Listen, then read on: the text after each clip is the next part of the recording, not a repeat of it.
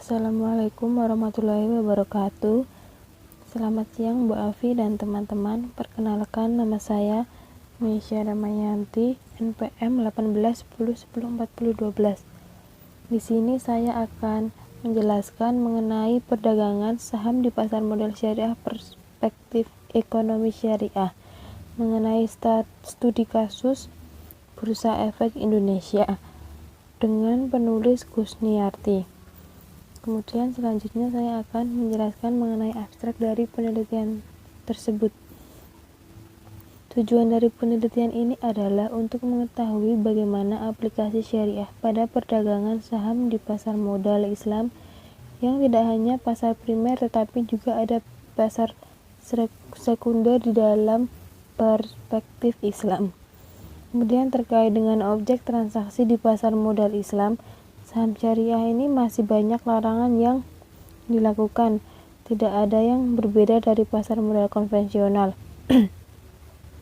Bahkan pasar modal Islam hanya berfokus pada produk. Memiliki produk filtering Islamic Index, yaitu Jakarta Islamic Index, yang dilarang dalam agama Islam. Kemudian selanjutnya saya akan menjelaskan mengenai pendahuluan.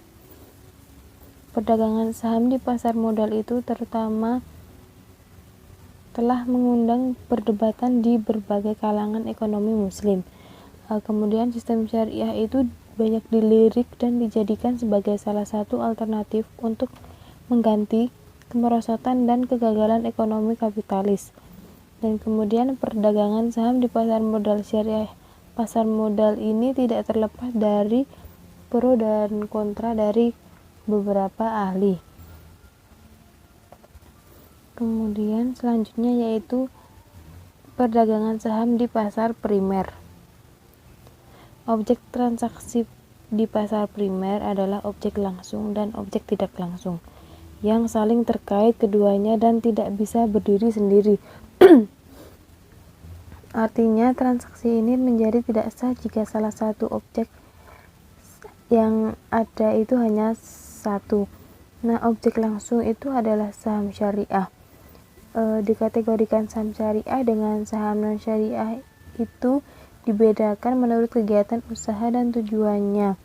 Saham ini menjadi sesuai syariah jika saham tersebut dikeluarkan oleh perusahaan yang kegiatan usahanya bergerak bidang halal dan dalam niat pembeliannya saham itu untuk investasi, bukan untuk spekulasi atau yang lainnya yang tidak sesuai dengan syariah.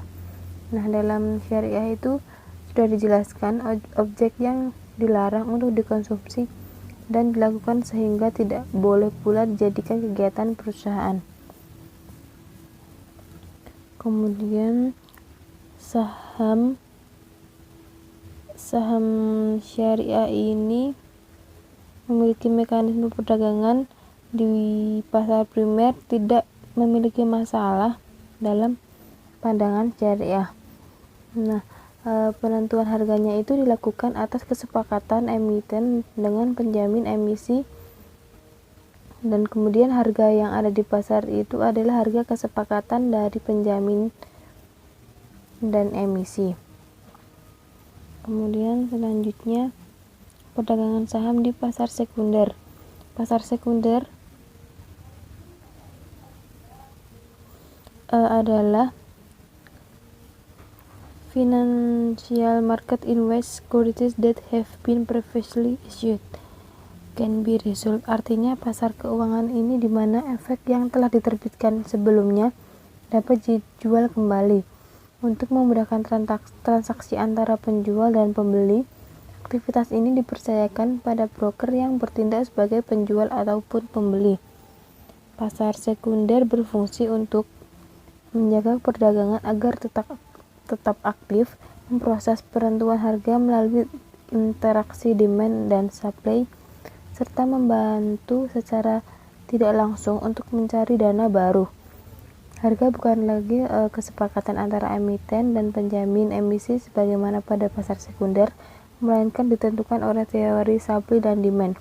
Di samping itu ditentukan oleh kondisi perusahaan yang telah menerbitkan saham. Jadi harga saham yang ada di pasar sekunder itu di luar kontrol emiten, sehingga perputaran uang itu tidak lagi mengalir ke perusahaan yang menerbitkan saham, melainkan berpindah dari pemegang saham ke tangan pemegang saham lainnya. Menurut teori keuangan modern menyatakan bahwa tujuan perusahaan adalah memaksimalkan kesejahteraan ekonomi para pemegang saham, dan tolak ukur kesejahteraan tersebut terletak pada harga saham yang bersangkutan.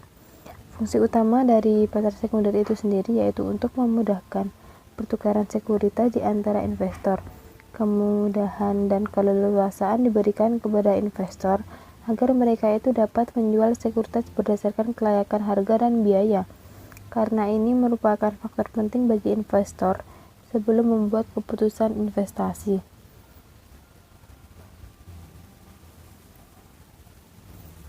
Kemudian selanjutnya yaitu ada analisis syariah. Di sini tuh analisis syariah meliputi 3 macam. Yang pertama yaitu tujuan atau niat, yang kedua aktivitas terlarang dalam proses perdagangan saham, dan yang terakhir yaitu spekulasi, gambling, dan resiko investasi. Selanjutnya yaitu saya akan menjelaskan mengenai tujuan atau niat. Tujuan aktivitas ekonomi baik Islam maupun konvensional adalah untuk mencapai kesejahteraan atau well-being, tetapi dalam sudut pandang dan pemahaman yang berbeda. Dalam ekonomi konvensional itu manusia menginginkan kebahagiaan dan kesejahteraan dalam hidupnya. Karena itu mereka itu berjuang dengan segala cara untuk mencapainya. Konsep kesejahteraan ini salah satunya diartikan dalam perspektif materialisme dan hedonisme murni. Sehingga keadaan kesejahteraan ini terjadi manakala manusia itu memiliki kelimpahan material, tidak hanya sekedar cukup memenuhi kebutuhan. Nah, konsep inilah yang dipakai secara luas dalam ilmu konvensional untuk saat ini. Kemudian tujuan dari syariat merupakan tujuan dari aktivitas ekonomi adalah untuk mencapai falah atau kebahagiaan manusia dan hayatan thayyibah atau kehidupan yang baik dalam batas-batas syariah. Peningkatan spiritual adalah faktor utama untuk mencapai falah atau kebahagiaan manusia. Fungsi utama dari pasar sekunder adalah untuk memudahkan pertukaran sekuritas di antara investor. Kemudahan dan keleluasaan itu diberikan agar investor itu menjual sekuritas berdasarkan kelayakan harga dan biaya. Nah, ini merupakan faktor penting untuk membuat keputusan. Kemudian tujuan dari perdagangan ini yaitu untuk mengembangkan harta dengan cara membeli barang dengan harga yang murah dan menjualnya dengan harga yang lebih tinggi dengan tujuan untuk memperoleh keuntungan. Kemudian selanjutnya aktivitas terlarang dalam proses perdagangan saham itu ada 6. Yang pertama itu maisir, kedua gharar, ketiga tadlis, keempat bai najas, kelima ikhtiar, dan yang terakhir itu ada riba. Yang pertama yaitu maisir adalah sesuatu yang mengandung ketidaktahuan atau ketidakpastian antara dua pihak yang bertransaksi atau jual beli sesuatu yang objeknya itu diyakini tidak dapat diserahkan. Yang kedua yaitu gharar adalah sesuatu yang mengandung ketidaktahuan antara dua pihak yang bertransaksi atau jual beli yang objeknya itu diyakini tidak dapat diserahkan. Yang ketiga yaitu tadlis, yaitu tipuan di mana pihak yang mengetahui informasi membohongi pihak yang mengetahui informasi. Yang keempat yaitu bai najas, yaitu sejenis tipuan di mana seorang menjual barang dengan harga tinggi dan tidak punya maksud untuk membeli sama sekali, tapi hanya untuk menipu orang lain agar benar bermaksud membeli. Kemudian yang kelima yaitu ihtikar, adalah rekayasa supply di mana sengaja menimbun barang sehingga peredaran barang itu berkurang yang menyebabkan harga itu menjadi naik. Kemudian yang terakhir itu ada riba, adalah penambahan yang terjadi dalam akad pinjam meminjam atau hutang-hutang karena memang kedua akad ini itu tidak memperbolehkan adanya tambahan atau tukar menukar barang ribawi. Kemudian selanjutnya yaitu spekulasi, maisir atau gambling, resiko investasi. Spekulasi tidak berbeda dengan gambling atau maisir, tapi Para pendukung spekulasi atau orang yang membenarkan spekulasi ini membedakan antara spekulasi dan gambling atas dasar bahwa spekulasi ini tergantung pada informasi, pengalaman, dan belajar, tidak seperti gambling yang hanya bersandar pada keberuntungan dan kebetulan. Kesimpulan dari studi kasus tersebut yaitu tujuan perdagangan saham di pasar primer maupun sekunder pada pasar modal syariah di Bursa Efek Indonesia jika dibandingkan dengan praktek di lapangan belum sepenuhnya sesuai syariah. Dalam hal ini sangat tergantung dari niat investor yang berimplikasi kepada tindakan yang sesuai dengan tujuan. Kemudian mekanisme perdagangan saham di pasar primer itu tidak terlalu bermasalah jika dilihat dari kacamata syariah. Tetapi untuk perdagangan di pasar sekunder belum sepenuhnya juga sesuai dengan syariah. Karena dalam prakteknya tidak ada dikotomi antara pasar sekunder syariah dengan pasar sekunder konvensional. Mungkin itu saja yang dapat saya sampaikan. Sekian, apabila banyak kesalahan saya mohon maaf. Wabillahi taufiq wal hidayah. Wassalamualaikum warahmatullahi wabarakatuh.